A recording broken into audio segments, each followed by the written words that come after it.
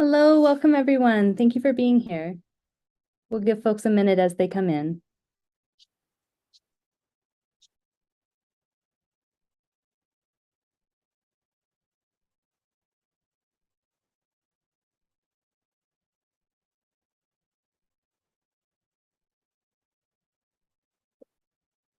All right, if you're just joining us, welcome. We'll get started in just a few moments.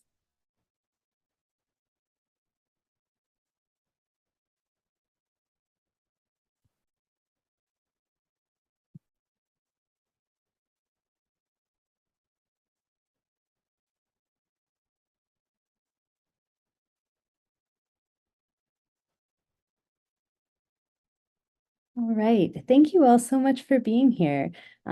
We are happy to have you as part of the NIH Career Symposium. I really want to thank our panelists who are here today to talk about careers in clinical, translational, and regulatory science, thinking about that whole range from really from the research to getting a therapeutic to the market.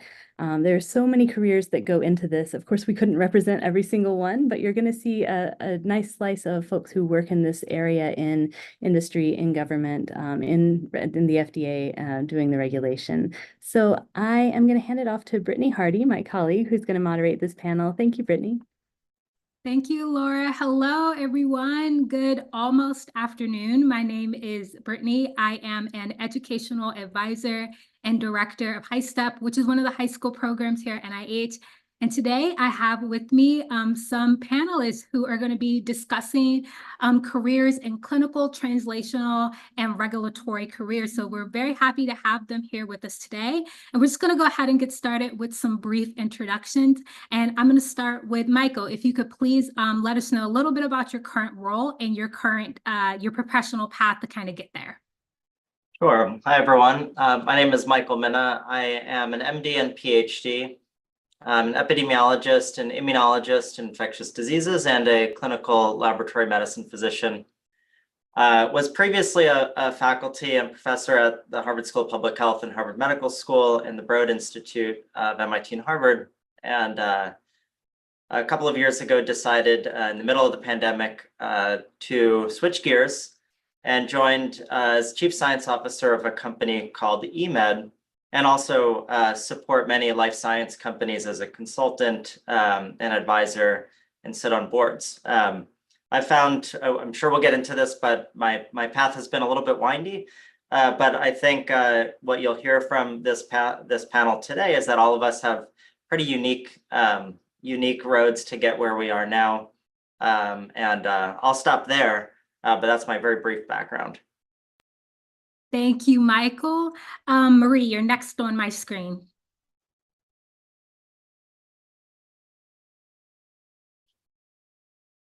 Oh, Marie, I think you are still muted. Sorry. I hope everyone can see my video okay. It looks a bit grainy. Currently, I am a senior advisor on the real-world evidence analytics team in the Office of Medical Policy in the Center for Drug Evaluation and Research at the FDA. My responsibilities related to real-world evidence include serving as a lead for the portfolio of externally conducted real-world evidence demonstration projects. We evaluate real-world evidence protocols that are submitted to the agency, and we participate in internal agency processes. We also interact with external stakeholders and contribute to real-world evidence guidance. Previously, I worked in the Office of Surveillance and Epidemiology as a senior epidemiologist, working in mostly the post-market safety space. In that role, I worked in the team covering cardiology, nephrology, rheumatology, transplant pulmonary allergy, and critical care, excuse me, products, and mostly worked on complex regulatory review issues. I also typically in that role worked on leading pharmacoepidemiologic safety studies in sort of the FDA Sentinel system and using various other data sources. My background is I'm a pharmacoepidemiologist and a pharmacist. I have over 15 years of experience working in regulatory, government, and academic sectors, both in the UK and in the US, including over 10 years at the FDA. I completed a PhD in pharmacoepidemiology and a master's in pharmacy degree from the Queen's University in Belfast. And I also have an MPH degree from the London School of Hygiene and Tropical Medicine. I have extensive experience both in regulatory review at the FDA and in conducting pharmacoepidemiologic research in healthcare claims and electronic healthcare record databases, especially in the FDA Sentinel system and in various other data sources.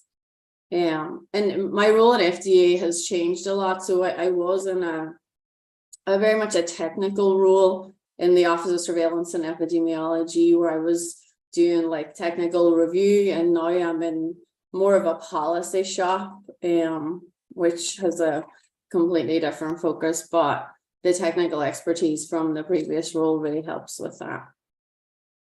Great, thank you so much, Marie. So can we, Madhu, can you please introduce yourself? Thank you. Thanks, Britney. Hi, everyone. I'm Madhu Nag.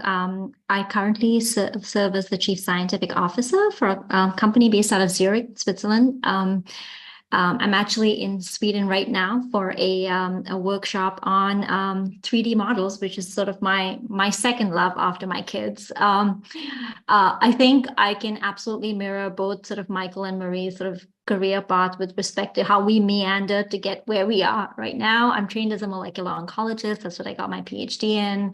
And then decided about 15 years ago that I was going to start dabbling in 3D tumor models and developing them for screening. So I served as the director for the high throughput small molecule and functional genomics facility at the NIH. Was there for 8 years, and then realized that I had a significant gap in my own learning about therapeutic development because I was so married to efficacy, I couldn't see safety if it sort of like, slapped me in the face. So I joined the FDA. I was there for 3.5 years at the Office of Translational Science, where I helped build the regulatory science research program, which, as I found out, was a very different beast from translational research. And after having done that, I had the opportunity to join a company out in Southern California that was doing pediatric drug development for low-grade glioma. And we just got approved for a pediatric indication in the US for low-grade glioma. And after that, I joined InSphero because I came back to sort of my first love of 3D models. So here I am. I'm still based out of the East Coast. I travel here every 2 months. And it's a pleasure to meet everyone on the panel and looking forward to the conversation. Thank you so much. Sean. Wow, I am just, man, you guys, this is fabulous. Wonderful. Well, let me introduce myself, and I'm looking forward to the discussions. So my name is Sean Agbor. Again, I would echo Michael, all of convoluted path. That I'm MD, medical from Cameroon. It's in Central Africa, PhD at Georgetown, residency, chief resident, Johns Hopkins, NIH. I'm a principal investigator now at NHLBI, and I see patients. So I'm the lab chief of the Laboratory of Applied Precisionomics. The people in the lab were doing science to answer medical questions. And we have a second lab at Johns Hopkins where we do the same. So we see patients, but 90% of my time or more is doing translational science, which is a kind of science that you do to take a question and you answer it as it relates to how it benefits patients. And I do that in heart and lung transplantation. Those are the kind of patients that I see. I'll stop here and look forward to the discussions. Thank you so much, Sean. And then last but not least, Arpita. Hello, everyone. Happy to be here. I come from FDA and from the Center for Devices and Radiological Health, CDRH. I have been there for about 4.5 years now and have moved on there from being a clinical research fellow at NIH, at NCI. So at one time, even I was attending the symposiums and I had heard FDA speakers speak, and it was very, insightful, and also helped me transition from being a CRTF fellow to the role I'm currently in. Right now, I am working as a senior scientific reviewer in the space of companion diagnostics, IVDs, and digital health, which is the upcoming, devices that we are seeing a lot nowadays. That's pretty much me. But as happy to hear from all the panelists, my path has been very straight. It was from master's to PhD in biomedical sciences to two postdocs, one at UDC and one in NCI, and then an FDA. So happy to hear more and discuss more. Thank you. Thank you so much. So I hope our audience can see we have a lot of really impressive panelists here today, and we're really excited for y'all to be here. And one thing I've learned already is that, for the majority of our panel, it wasn't a complete linear path to get to where you are today. So that's always encouraging to see. So let's start off with the first question. So what does your day-to-day look like? If you had a to-do list, what would that actually look like in your current role? I can jump in and then others could. So I would start with this frame. Of course, I'm biased because I'm doing this, right? So, but day to day, I'm a clinician scientist. I see patients and I do research. 90% of my time is research. About 10-15% of my time is clinical. So I see patients and I look at patients and see what is wrong, what we can make better. And then we come to the lab and develop things to try to do that. More specifically, I see lung transplant patients. Think about it. When these patients, they have advanced lung disease, nothing works, nothing. Kids with cystic fibrosis, for example, and then you give them a lung transplant, and guess what? They can have a second chance of life. It drives me nuts. I love it, that idea. Unfortunately, they can develop rejection and they reject that lung. But to diagnose rejection, we use biopsies. Think about it. You put a patient on the table and you have to go down into that lung and then you pull snippets of that lung to do it. So that's clearly a problem and clearly a limitation. So in the lab then, we said, oh, why don't we develop a blood test to diagnose rejection instead of going into their nose, down into their lungs and taking pieces of it? And so then we come to the lab and we take 5, 6, 7, 10 years, yes. We did it in 4 or 5 years and develop a test, now a blood test that can not only pick up rejection, but it can pick it up 2 to 4 months earlier. Now the question becomes, if I know 2 to 4 months earlier and I treat that patient, does it prevent that rejection? So you can see this is what we do. We see patients, we identify a problem, we find a solution to that problem, but that solution, guess what it does? It opens more problems. And so then so it's clinical translational research. That's my day-to-day life. Seeing patients, help them, identifying what we could do better, come to the lab, talk to the people in the lab and figuring out how we get that better. Then once we develop the test, then we have all the FDA people here, right? We collaborate with industry. We start talking to the FDA. Okay, how do we get this for patients to use? So it's that interaction. We patient, lab, FDA, all the regulatory bodies to try to get things to where we want to go. Let me stop here and see what the others think. Yeah, that was really fascinating to hear. You're really like kind of doing the direct bench to bedside. That was really fascinating to hear. Any of our other panelists want to chime in? I would like to continue with what Shan said about coming to the FDA.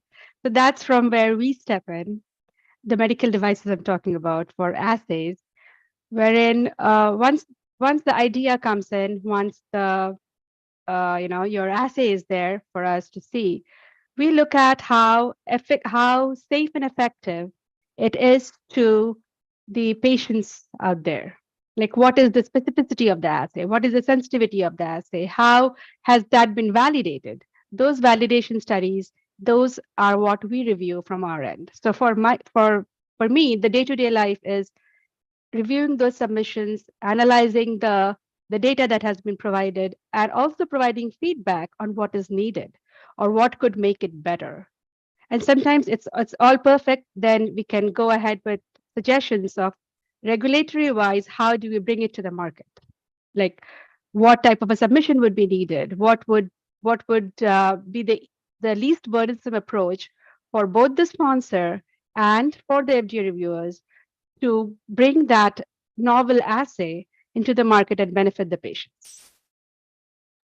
And that could involve multiple meetings, multiple discussions, multiple teleconferences, and so on. I can go next. So, you know, similar to Arpita, I used to work in a review division at FDA in the Office of Surveillance and Epidemiology, where we would be responsible for reviewing. So once the drug gets on the market, if there's any sort of a safety issue in the post-market space, we would put out post-market requirements, and then we would review the study protocols that are submitted, and, you know, guide the sponsor in how to do the study to best fulfill this requirement. And we would also internally conduct our own studies within the FDA for, you know, larger issues. We have a huge post-market safety surveillance system, the Sentinel system at FDA. And so that is typically used for these sort of post-market safety studies. But I actually have moved on to a different role. And so now I work in more of a policy shop at the FDA. And so my job now at the FDA, we are concerned with integrating the use of sort of real world data, and real world data are data that are sort of routinely collected across the healthcare setting. And so finding ways to integrate them into the drug approval process. Typically, you know, drugs and biologics are approved based on the findings from randomized controlled trials. The 21st Century Cures Act of 2016 has now mandated that the FDA work on ways to try and integrate the use of real world data and real world evidence in sort of both submissions for drugs for an additional indication, not like a new approval, but an additional indication for an existing approved drug, or to fulfill these post-market safety requirements, which was the reviews that I was doing in my previous job. And so in my job now, I work a lot, we put out a lot of guidances for the industry around sort of the use of real world data in sort of the approval process, and guide sponsors how to submit their proposals to the FDA.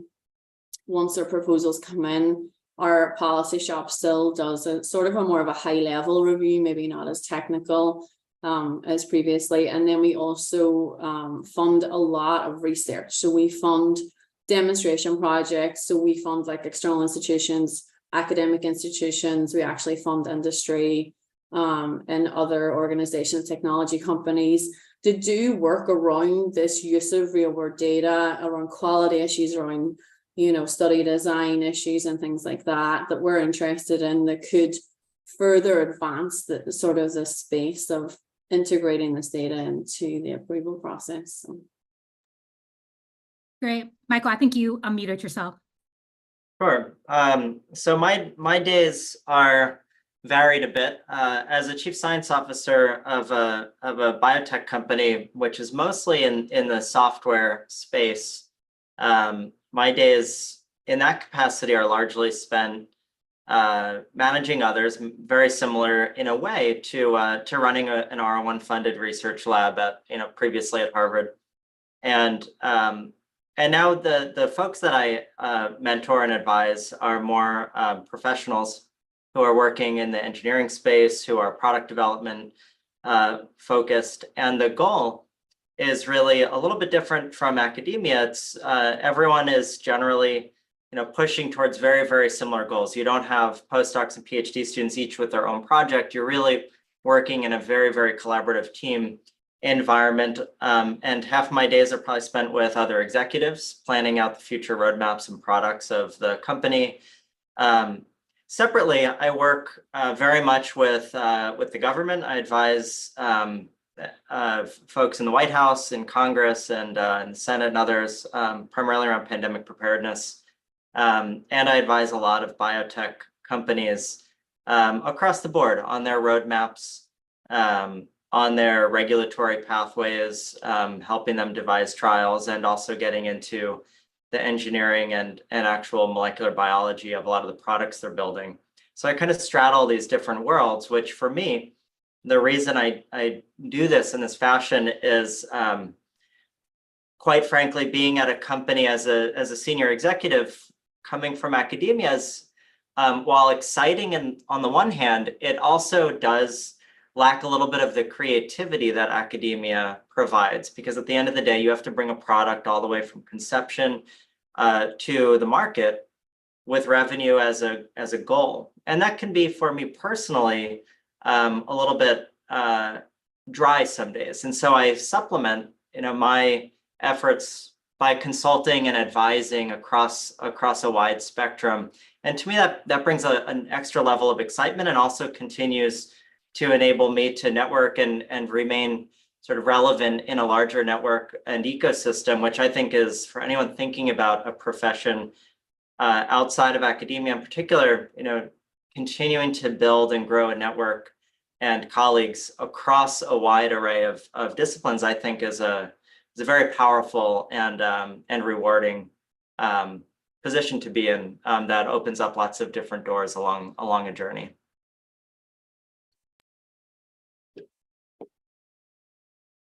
I can round out the group. Oh, Sean, did you have something to say? I was going to follow up on that and see if I can ask a question, if that's okay with Britney. If we could let Madhu go. Oh, sorry, please go ahead. Yeah. Oh no, we can keep it organic. Like Michael, I think my day begins at 2:30 in the morning because I work European time. So for any question that involves life-work balance, I'm going to sit myself out for that one. But it's very administrative. It can be. But I think for me, it was a very deliberate move to come back to the world of translatable 3D models, right? Because you eventually want to develop drugs in human beings. Using non-predictive, animal models may not be the best way to go about this, right? And I think for me, my biggest role really is in leveraging my experience at the FDA, at the NIH, in a drug development company, and being able to build consensus and get people to see other perspectives, right? Because we're not doing drug development in silo. You can't do drug development in a lab or at the FDA or at a company without having that ability to talk to each other. So to me, a lot of my work, like right now, is and that's where I get my intellectual stimulation, because I agree with you, Michael. Sometimes the administrative stuff can get dry. I have to look after my kids at home. I certainly don't want to do that at work. But I get a lot of stimulation from giving scientific talks and getting feedback from, who can benefit from what. So I think I span 3 time zones: the West Coast, the East Coast, and Europe. I get a little cranky when I have to take calls from China, because that's like reaching my edge at 8 p.m. But, you do what you do, what you have to if it's a job you love. Yeah, thank you. I really appreciate that last bit about having that work-life balance and having to navigate through multiple different time zones. And that's going to directly lead into our next question.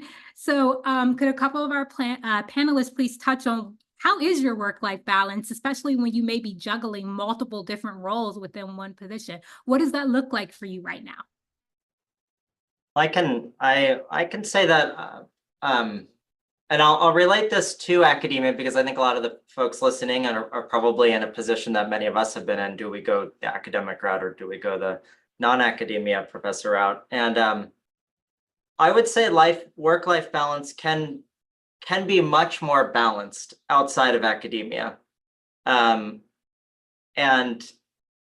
in part, there are certain exceptions. Madhu has a pretty exceptional exception because of the time zone differences. But in general, in the working world, there isn't necessarily an expectation of professionals to be in a lab at 9 p.m., or 1 a.m. doing mouse experiments or whatever it might be. And in general, there's more of an appreciation, perhaps because of the age category that you get into if you're in a university, most of the people you interact with actually are younger. And as you get out of the university setting, most of the people you interact with are professionals and older, which isn't a bad thing, but people have families, people have lives. And I've found that the work-life balance, if I want it to be, can be much more manageable. I can also put an amazing amount of work into, working 18-hour days if I want. But at this point, I'm choosing not to do that type of work anymore. Whereas in academia, you are put in a position where as a PI running a research lab, you're expected to do an amazing array of different activities that frankly, most faculty today, I think, are finding just can't fit into a day. And I find that the way that industry and working in whether it's government or industry is able to be balanced is because you have a little bit more of a pyramidal scheme, if you will. You have management under you, you have a reporting structure. In academia, it's very kind of like a long T shape. You have a PI and then you have potentially 20 people directly reporting to that PI. And that actually becomes a really, really difficult thing to juggle and find time to then also write grants and do everything. So if you structure your days well and structure your team well, and you're in a position to do that, I think you can make a really nice work-life balance while still being very, very productive. Can I jump in here, Britney? I want to say, Michael, let me see if I can twist the thought and see whether I can change your view of academia. It is becoming different, very different. Indeed, we have looked at industry and say, what are they doing right? Why are all the good people going to industry? And guess what? Academia is changing. It's changing in a significant way that it's manageable for many work-life balance, right? Because think about it. Work-life balance is hardly ever balanced. It's like a pendulum. It swings this side. You're like, oh, I miss the kids too much. Then you spend a little more time at home. They're like, oh man, I'm falling behind work. Then you keep doing this little, and then over time, the swing becomes less and less. But in academia now, you spoke to two things that I want to touch on. Number one, the mission-driven goal. Think about, let's say we want to develop a blood test to pick up transplant rejection. I would organize my postdocs. Yes, they have different arms of that project. Yes, they're doing something slightly different, but that within a year or two, we are all climbing the mountain from different sides, and we all get to that mountain. Guess where we learned that from? From industry. Second, how do I customize my postdoc or my other experiences in a lab such that to give people work-life balance? Because guess what? Guess who is postdoc? There are people at the early phases of making a family. The general motto, for example, in the lab year is that if it doesn't work well at home, it's not very likely to work well in this lab. So there are days that you're going to spend 16 hours in the lab, or 10 hours, or 8 hours. But there are days that you can cut it short, 4, 5, 6 hours. At the end of the day, most of us will work more than 40 hours. That's true. But that paradigm is changing. And guess where we're learning it from? From industry, the way you structure, the way you do this. COVID has taught us that we can learn from industries and move these things a little bit to make it feasible for academic environment to be just as productive if we can, and to give people a work-life balance. We're not there yet, but we're modulating it towards that goal. Work-life balance is tough, but we're trying to make it better. Yeah, I appreciate that acknowledgement that, the work-life balance can vary drastically depending on what, kind of field or what industry you're in, or even sometimes, into individual labs. So I appreciate that, Sean, you talking about how a lot of people in academia are making a concerted effort to improve work-life balance for everyone. So our next question for the panelists are, Reflecting on your career path just far, could you share with the audience what are some of the formal and informal skills that you utilize throughout your path that have helped you succeed in your roles? I can go here. I mean, I'm kind of pivoting between my two sort of roles at FDA. So, obviously for a reviewer position, in the Office of Surveillance and Epidemiology, you would need strong technical, epidemiology expertise. But I think that in my new role, it's kind of, when you're a reviewer at FDA, you become very expert in the reviews that you do. And in terms of work-life balance, it can certainly at times be very nice work-life balance because you're assigned these reviews and you focus on those. In my new role, like, I'm all over the place. So I'm a generalist, so I manage all this large portfolio of externally funded research projects. So I need to know a little bit about all of them. But the technical expertise from my my PhD, my postdoc, I was a fellow as well at the National Cancer Institute. All that technical expertise helps with that. So I think strong technical skills for the FDA is a must. In my now more policy shop role, excellent communication skills. You're talking with people all the time. You're on meetings with external people all the time. You're on the camera, right? So, if you prefer more of a quieter role, sort of internal, doing the bread and butter sort of stuff of the agency, then that will be a different skill set. I think in my new role, the ability to juggle like multiple things, consults, research projects, guidances, and all that is really important.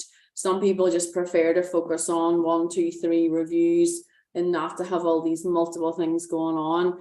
My agency also can get my office can get requests from like the commissioner's office, for example, like last minute, we need help with this, and so it's kind of, you deal with high level stuff, which is really nice and interesting, but you need to be able to drop something and move quickly to something else. So that kind of flexibility to move between tasks. And we also do a lot of external engagement. So we go to conferences, we go to meetings, we do a lot of speaking. We have to go to social events and things like that. So someone who's kind of outgoing and likes to travel, likes to go to events is kind of important for the Office of Med. There are some people who don't do as much of this, but I think also for the FDA, compared to academia, so there are a lot of like restrictions, right? It's a regulatory agency. There are things that you cannot do, that you cannot say. There are times when your papers have to be edited in a certain way. You don't have the same autonomy as you would in academia. And, it's really important for us to have these restrictions and regulations in place to make sure everything that we do is aligned with the mission and the high quality of the agency. But just I was in academia before, NIH as well. And I think that some people struggle with that at FDA, so. So since Marie is talking about FDA, let me just continue with that. In this space, of course, like she said, you need the technical expertise and the ability to work in a team, because here in this, when you're reviewing submissions, when you're reviewing different medical devices, different technologies, you need expertise from different areas. So though I'm a biomedical scientist, the submission might require some engineering aspect or some aspects on cybersecurity. So for those, we would have to consult other people. And that is where the work-life balance sometimes gets tipped off, because we have to see how much is that on their plate as well. So to manage at both ends, from the consult team, from you being the lead, from getting it all together, getting it up to the management, like we discussed, we have a structure here that it has to go through the management, through the senior leadership. It all requires a different time frame. And that is where you try to build in everything together. And as a lead reviewer, sometimes that scale can be tipped, but if you plan ahead and plan well, you could go ahead. But circumstances come up. Some counsel may go on a leave, or something may come up and it could delay the review, and you may have to take on the lead to review that part. So besides that technical expertise and the expertise of being a good oral and written communicator, it's also so when you come from NIH or from academia, the one thing that I had to learn was to know the regulations, the regulatory aspect of different submissions of different devices and so on. That is a very steep learning curve, but it is helpful to know that we have mentors in the divisions and the offices who help you come through that curve. So those are the things you'll need to be open to suggestions, open to communication, and so on. So I'm hearing so far lots of transferable skills, communication, being able to work with other people. So this leads directly into my next question. So if our panelists could reflect on, if you spent time in your PhD or your postdoc or your clinical training, when you think about that part of your path, what specific skills from that part have helped you succeed in your role today from your actual training? I would say more than anything, being creative, learning how to ask a question and then tackle it and answer it, I think, and being open to coming up with new ideas. It's actually an extremely valuable aspect of moving from the strict academic world into industry, for example. Having an ability to ingest information and come up with a brand new idea. It's a superpower in a way when you get into industry, because a lot of people that you'll find that you end up working with haven't gone through that kind of training, haven't been pushed in a direction of having to, think about a problem, think about really how to solve it in a very robust and potentially long-term way. And training yourself and really focusing on those aspects, I think, are some of the most important attributes that can come out of a PhD or postdoc. Certainly, the technical skills can be valuable, but aren't always. So, for example, if somebody's in protein modeling or antibody discovery and then wants to go to pharma, those exact skills may translate very, very well, and often do.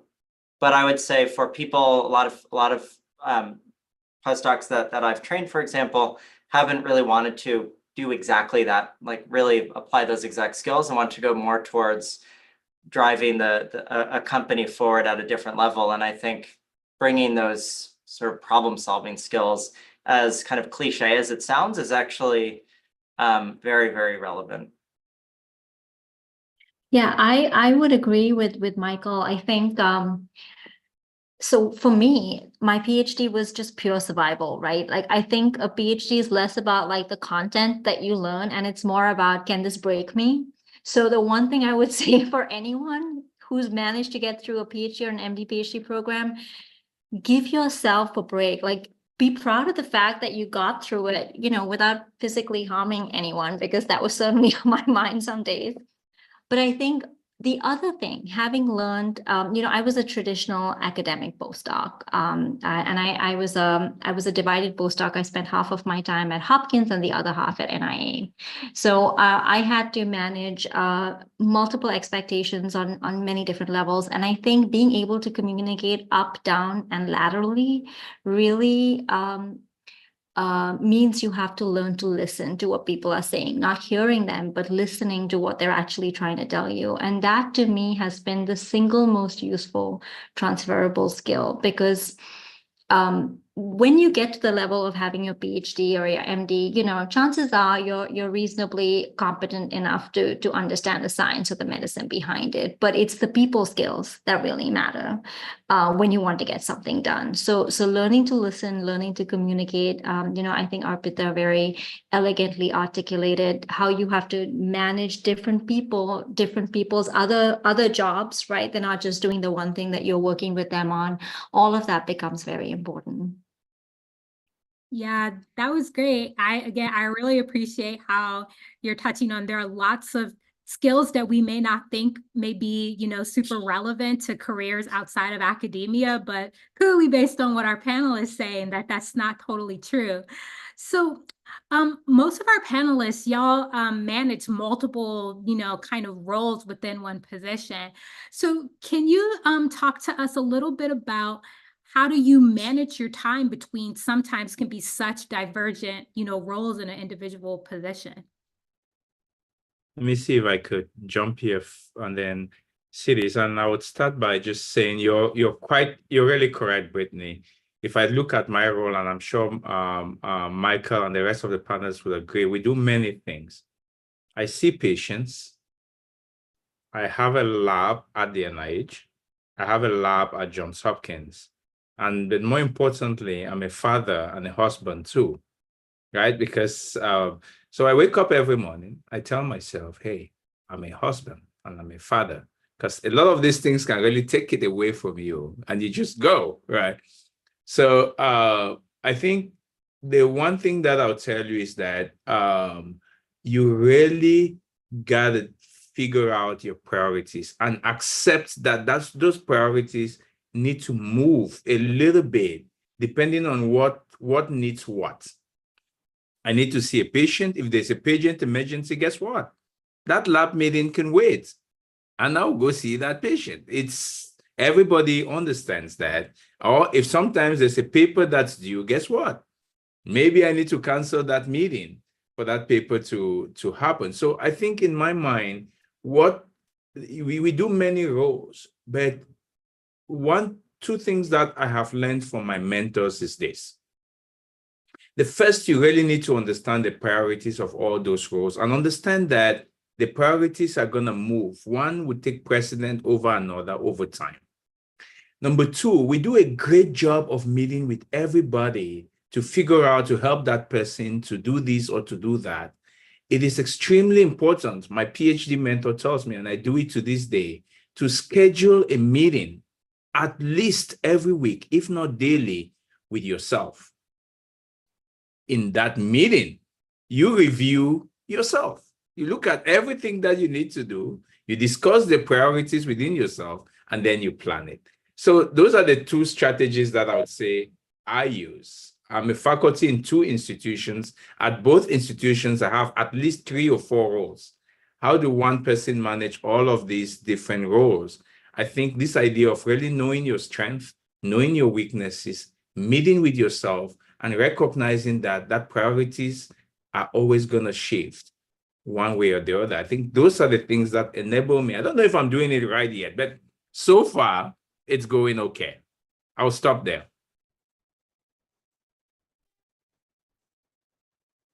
Yeah, I've never heard of that before, of meeting with yourself. I'm going to have to write that one down too. And I'm sure a lot of our audience is going to do that. So I want to thank our audience for putting lots of questions in the Q&A. But in the interest of time, we're going to keep moving forward. But please, I do encourage you to reach out to some of our panelists. They are available on Whova.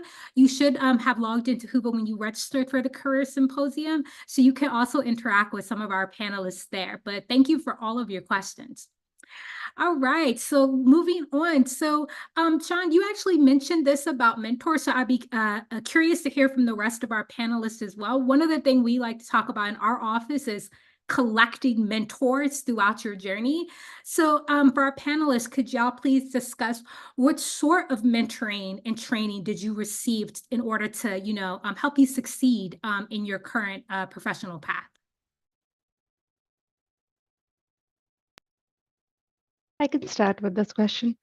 So for mentoring, when I was doing postdoc, both at UDC and being a adjunct faculty there, and then at NCI, luckily the lab supervisor or my lab manager or the lab chief were my mentors too. Like throughout the journey of transitioning from the bench side to the regulatory side, they have been like solid mentors of suggesting what would be the best thing to move ahead for. So for example, when I joined this role as a scientific reviewer in CDRH, I got another position of joining as a program review officer in at NIH. But then the thing is that what are your interests? What are your expertise? My interest was to see whatever is done in the labs, how it comes to the market and how it can be regulated to help the patients. With that goal, if that goal is clear, I think it is easier for a mentor to guide you through the journey. That's one thing. The second thing is once you join when I joined in CDRH, we are officially tied, set up to a program called it's called the Preceptor Mentee program, where a mentor is assigned to you for a year. But that doesn't mean that you can stop within a year. You can continue if you want to. And that has been very helpful, both when I was a mentee and now that I'm a mentor. It really helps you learn as you grow in the role, and also helps you find out new solutions to problems which come up with new devices, with new types of submissions and so on. Yeah, I want to sort of piggyback on that and share sort of my personal experience. So when I was at NIH, I was at the National Cancer Institute as a cancer prevention fellow. And as soon as I arrived in the fellowship, I contacted FDA and I'm like, here I am, here's my CV. Like, I'd love to work on a project with you guys. And in that way, and so I really encourage people at NIH, there are official sort of programs, like I think joint fellowship programs between NIH and FDA, but this was a very informal approach. And, you know, it kind of secured my position because I went and I got, like, I had a joint fellowship and I got mentorship in the Division of Epidemiology. And then I got hired into my role there, and now I've moved to my policy job. So I really encourage people to reach out and seek out, you know, someone that can be a mentor, even informally, you know, in order to, you know, it can be difficult. It can be difficult to, I wasn't a citizen either. You know, I'm a non-citizen. And so I know that, you know, this can be, NIH has a lot of non-citizen postdocs and stuff. It's not impossible to make a career at FDA as a non-citizen. I just want to highlight that. But certainly, you know, reaching out and seeking out mentors at the agencies is a good way to do that. And it was very successful for me. And even when I was hired, like, the people that would have mentored me in the fellowship continued to work with me on research projects. And so and even now, if I have, you know, a career issue, I go to them, right? I also, there is a mentorship program in CDER at the FDA. And so if you get hired, you can sign up to get a mentor who'll guide you. And I actually act as a mentor now for more junior employees in CDER. So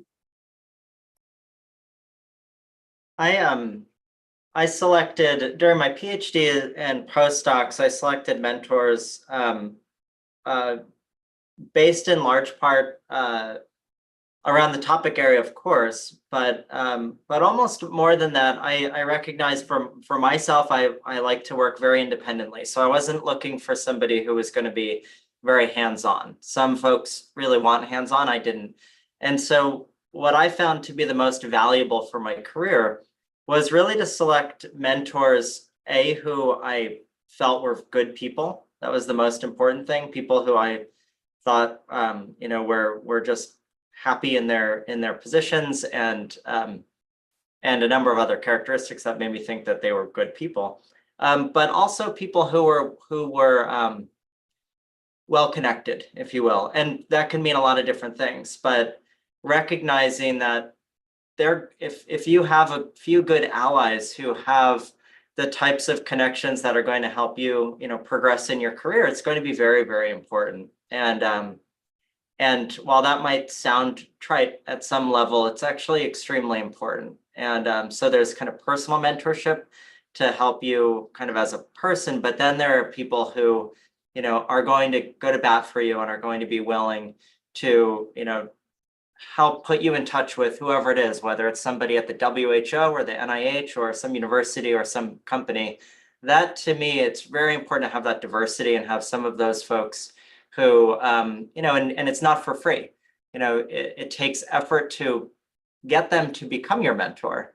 And whether that's working closely with them, demonstrate in some way, shape, or form who you are and why they should care is very important. And if you succeed in that, I think you'll ultimately have an easier time with whatever the next steps are.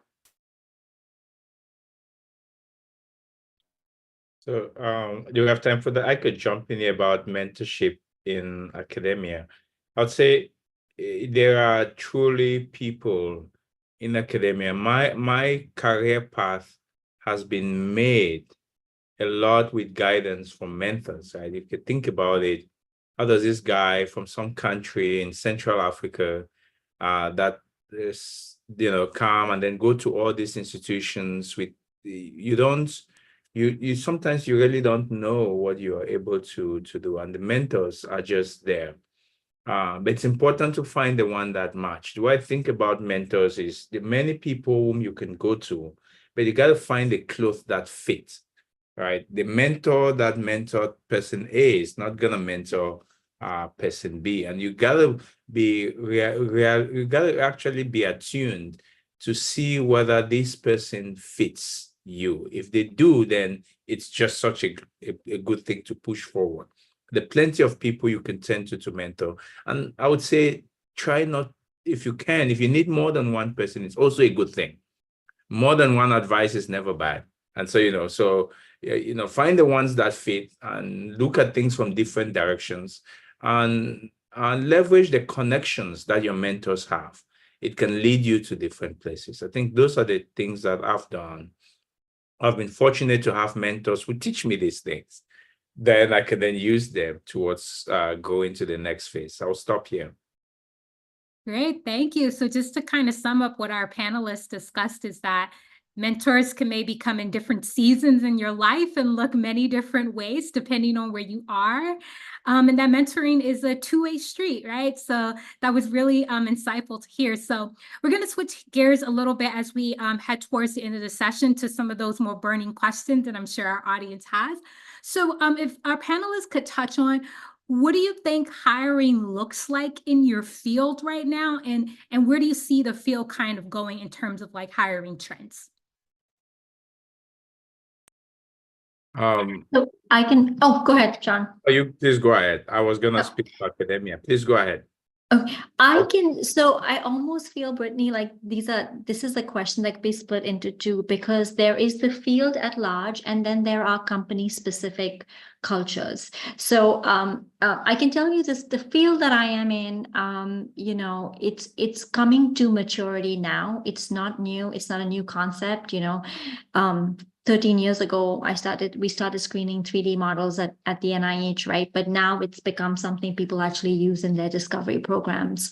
The regulatory authorities, whether it's the FDA or the EMA or the PMDA, they're really also sort of trying to work out a path of regulatory convergence to understand the context of use of these models. So I think in my particular area, the area is very ripe. I would say, depending on where you are geographically, the skill set that people are looking for could be very different. So when you're with a method developer, there's an innovation part to it where you need people who really want to be hands-on in the lab and, fresh out of a PhD, fresh out of a postdoc. We're not looking for people who've done the whole postdoc thing. But if it were up to me, for my company, I think what I would look for is a mindset, right? A mindset that says, I want to jump in, I want to learn anything and help develop something, help get this to the next stage. It's not necessarily the skill set that I would see on a CV. So for anyone looking for a job, I think one important thing that I always look for or ask in an interview is to ask them to tell me something about themselves that I would not find on their CV. So if you can find a way to communicate, again, the communication aspect is so important, something about yourself that people should know, but that you wouldn't get off of a piece of paper, I think that's very useful. Can I jump in here? I cannot agree with you more, because as you interview more and more people, now with professional services available to make CVs and professionals that look at CVs and customize it to the job, a lot of CVs, I think for an applicant, it's also good to know that a lot of CVs actually start looking very similar. They're so well, they're really good with a lot of skill sets, with so many different things. How do you then try to make that person interviewing you know you? What is something that is truly uniquely you that is not on that paper? I think if you can communicate that, and that would be really good. I would speak to the part about what Britney asked, which is this idea of opportunities in academia, academic research. And I would say COVID really moved a lot of skill set from academic into industry. And that was a great thing, because as a society, just look at how we responded to COVID. And I would say, if you were thinking for 1 minute whether how useful your job as a scientist, as a regulatory person, as a clinician scientist is, I'm sure that COVID showed us that, man, we can make a dramatic impact in the world quickly. So, but now a lot of people move to industry. They're working in industry now. What does that mean? That means two things. Number one, there's plenty of opportunities in academia. Indeed, there's hardly many labs, let me not say there's hardly, there are many labs at the NIH with great postdoctoral position, great doctoral position for people who want to do this, or great clinician scientists track if you want to do this. So that's the first thing that has happened in academia.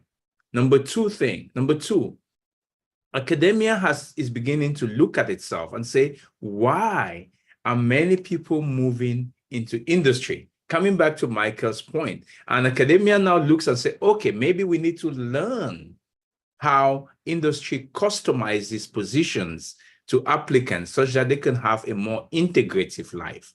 So as you think about positions, I truly would encourage you to not dismiss academia. The place is changing. There are plenty of opportunities. Stick to your goals. You want to shine the world in whatever format you want, you can do it in academia. And I'm sure Mike would tell me that you can do it. Michael would tell me that, or Marie would tell me that you can do it in regulatory and stuff. I'm sure you can do it in all these places. Allow me to sound the trumpet here for academia. Academia is changing. There are opportunities, and we are willing to listen. What makes it work for you? These things are modulated. They're not as rigid as they were before. So I would stay there. Please come on, apply. There are plenty of opportunities waiting for you. That's really encouraging to hear, because sometimes I think we, tend to see maybe the doom and gloom side of some of these fields, but this is really encouraging to hear from some of our panelists. So we have a couple minutes left. So again, another burning question I'm sure several members of our audience have. So can each of our panelists just briefly touch on, what do you think the salary range is for someone who's just starting out? A lot of our audience is going to be people that are currently in graduate school or possibly medical school, or are in their post-doctoral training. So if you could just share the range of, just briefly, of what the salary one could expect. So I could start. I could say that within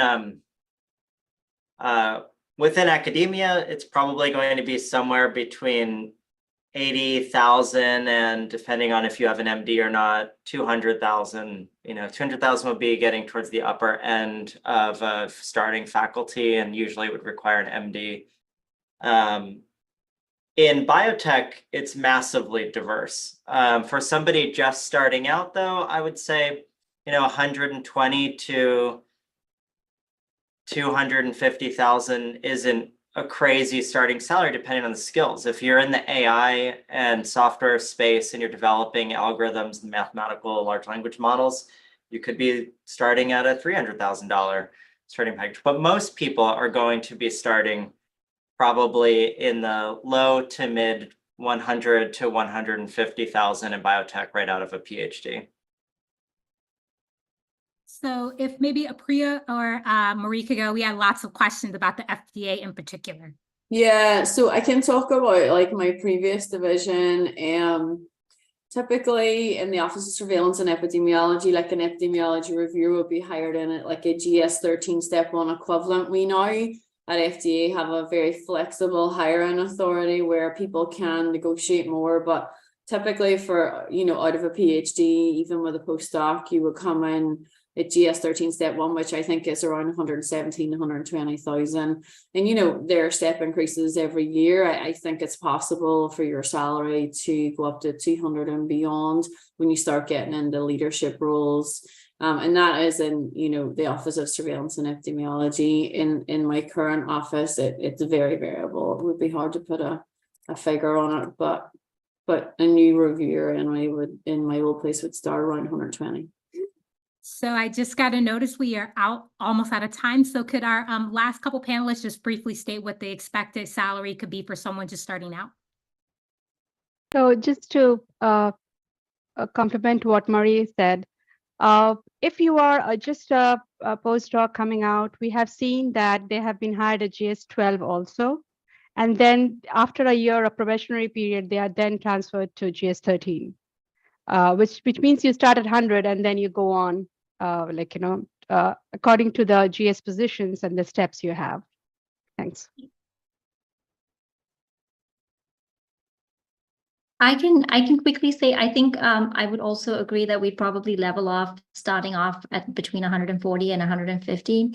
But the only thing I would tell everyone in the webinar is don't look an opportunity cost in the mouth, right? So sometimes it may not just be about the bottom line, which is money, but it's actually about the opportunity, because there is a huge delta between what you would get paid in industry versus academia and the FDA. So you also have to consider that.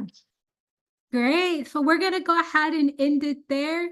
Thank you so much to our panelists who have spent the last little over an hour with us. We appreciate y'all being here. And yeah, thank you so much for being here. Laura, do you have a comment? I'll just quickly say thank you to everyone. This was amazing. We really appreciate your time and coming to help mentor fellows who are going through their career decisions right now. So thank you, everyone. And we hope to see you at more sessions throughout the next couple of days. Have a good afternoon. Thank you. Bye. Thank you. Bye-bye.